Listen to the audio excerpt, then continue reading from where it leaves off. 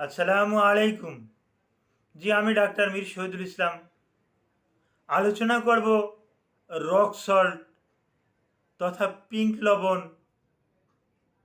যেটা ইংরেজিতে আমরা সোডিয়াম সালফেট বলি। এই সোডিয়াম সালফেটের উপরে আলোচনা করব। জি দর্শক শ্রোতা, আমরা খাদ্যদ্রব্য মজা করে খাওয়ার জন্য, খাবারের স্বাদ বাড়িয়ে দেওয়ার জন্য কতকেই না করে থাকি।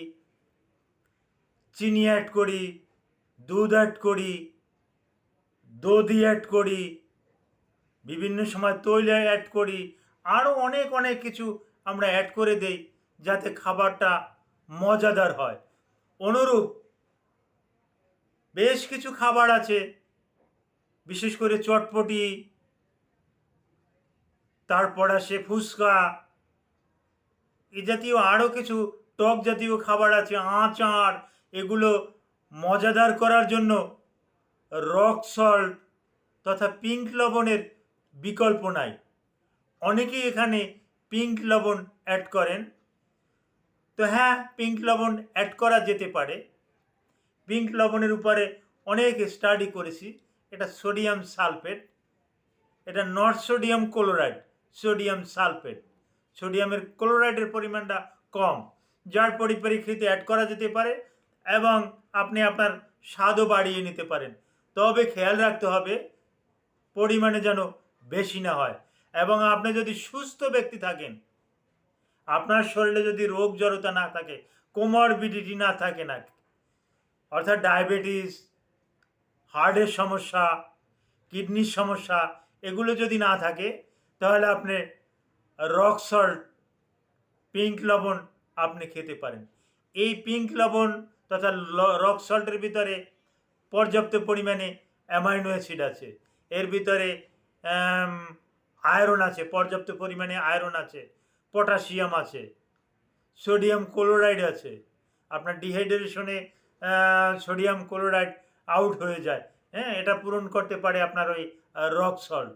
হ্যাঁ, এর ভিতরে ম্যাগনেসিয়াম আছে, হ্যাঁ, এর ভিতরে পটাশিয়াম আছে, আরও অনেক অনেক খনিজ দ্রব্য আছে, যেটা আপনার আমার শরীরের জন্য অত্যন্ত অত্যন্ত উপকারী। আপনি আমি নির্দ্বিধায় পিঙ্ক সল্ট খেতে পারি, কিন্তু যদি জটিল সমস্যা থাকে তাহলে আপনি আপনার চিকিৎসকের সাথে আলোচনা সাপেক্ষে এটা খাবেন কি খাবেন না ও ডক্টর বলে দিবে। তো এই পিঙ্ক সল্ট বর্তমানে কিন্তু ভেজাল পিঙ্ক সল্টও কিন্তু মার্কেটে পাওয়া যাচ্ছে। এই ভেজাল পিঙ্ক সল্ট খেয়ে উপকারের থেকে আরও অনেক অপকার হয়ে যায়। রং টং মিশিয়ে এরকমের পিঙ্ক সল্ট তৈরি করে, এগুলা কিন্তু কখনোই গ্রহণযোগ্য না। এই পিঙ্ক সল্টটা সৃষ্টিকর্তা প্রদত্ত, এটা একটা খনিজ পদার্থ। এটা মূলত এ যাবৎকালে বেশ কিছু জায়গাতে পাওয়া গেছে অল্প অল্প পরিমাণে। তো পাকিস্তানে, লাহোরে, করাচিতে, এখানে বড় বড় ধরনের পাহাড় পাওয়া গেছে। পুরো পাহাড়টাই লবণের পাহাড়। এটা ব্রিটিশ শাসনামলে এক সিপাহী তার ঘোড়া নিয়ে লাহোরের উদ্দেশ্যে রওনা হয়েছে, লাহোরে গেছে। লাহোরে গিয়ে একটা পাহাড়ের কাছে ঘোড়াটাকে বেঁধে রাখছে। ঘোড়াটাকে বেঁধে রাখার পর উনি এসে দেখে যে ঘোড়াটায় ওই পাহাড় চাটতেছে, পাথর চাটতেছে। তো তিনি চিন্তা করলেন যে ব্যাপারটা কি, আমার ঘোড়াটায় এই পাহাড়টা কেন চাটাচাটি করতেছে। এরপরে উনি গবেষণা করে দেখলেন যে এটা তো সত্যি সত্যি পাহাড় না, এটা তো লবণের পাহাড়। এরপর থেকে শুরু হয় এর আরোহণ, এর পরীক্ষা নিরীক্ষা। হ্যাঁ, তখন থেকে সেই ব্রিটিশ থেকে শুরু করে আজও পর্যন্ত এটা চলে আসছে, এটা চলে থাকবে। হ্যাঁ, এটা পাহাড়, এটা পর্যাপ্ত পরিমাণে আছে, এটা শেষ হওয়ার মতন নয়, এ লবণটা থাকবে। তো আপনি আপনার পরিমাণ মতন খেতে পারেন। দৈনিক সর্বোচ্চ 7 গ্রাম পর্যন্ত আপনি স্বাভাবিক মাত্রায় হলে, স্বাভাবিক থাকলে, শরীরে যদি কোনো ধরনের সমস্যা না থাকে, 7 গ্রাম পর্যন্ত খেতে পারেন। এটা শরীরে অনেক উপকার আছে।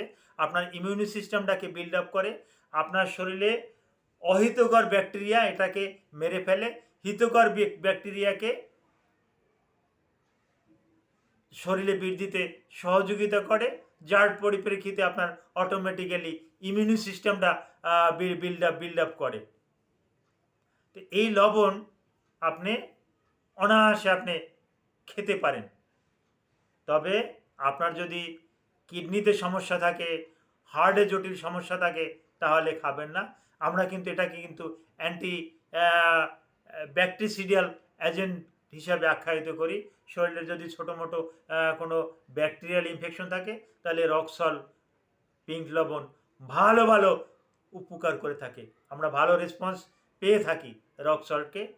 আমি আমার রুগীদেরকে খেতে দেই, যে অনায়াসে আপনি এটা খান।